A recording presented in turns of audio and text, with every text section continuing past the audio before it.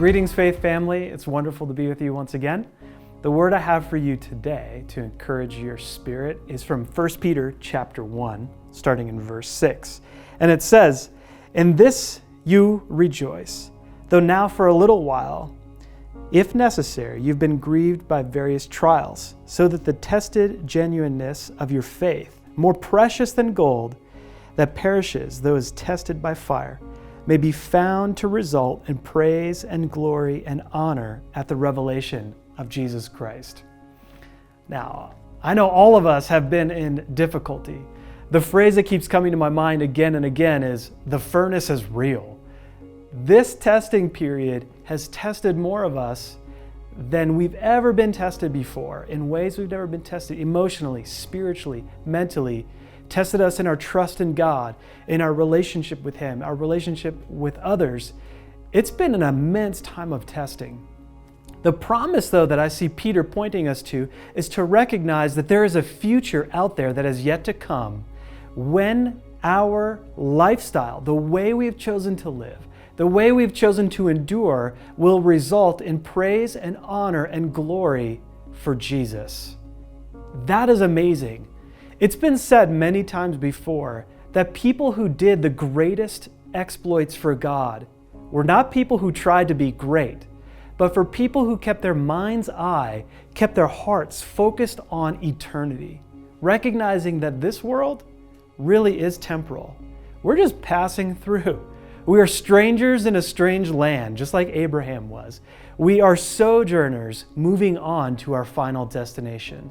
And earth and this life really isn't the end game.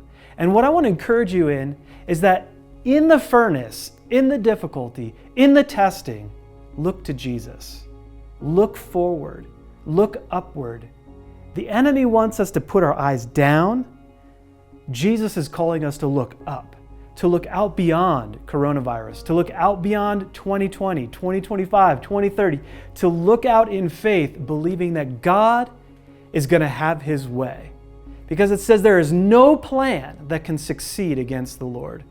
That means no outbreak, no government, no strategy can succeed against God's plan.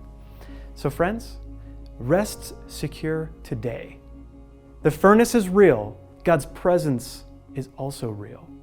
The furnace is real in this temporal moment. So is eternity with God. And it's not that the temporal doesn't matter. It does. However, we can endure the temporal with much more grace and strength and power when we recognize that our final home is not here. From Psalm 34, verse 5, it says, "Those who look to the Lord are radiant, and their faces are never covered with shame." Today, if you are finding that you're in a place of struggle, where your eyes are downcast and you're thinking about the temporal, and it's really getting at you, because those emotions are real, those evidences are real, but they're not final, as Derek Prince would say. These evidences are real, but they're not final. Take a minute today, if you're finding yourself overwhelmed, and just breathe and remember that God is bigger, He is over this, and He's in it with you. He sees you right where you're at, and you don't have to be afraid. And remember, this is not final. God has the final say in your life. God has the final say over your family and over this community. Not coronavirus, not any government, not any other circumstance. So today, take a moment to just stop and still your heart on the truth that God is and always will be the authority over all. So may you be blessed today with courage to look to Him, not looking to your circumstances, but looking to Jesus, the author and perfecter of your faith. Be blessed today.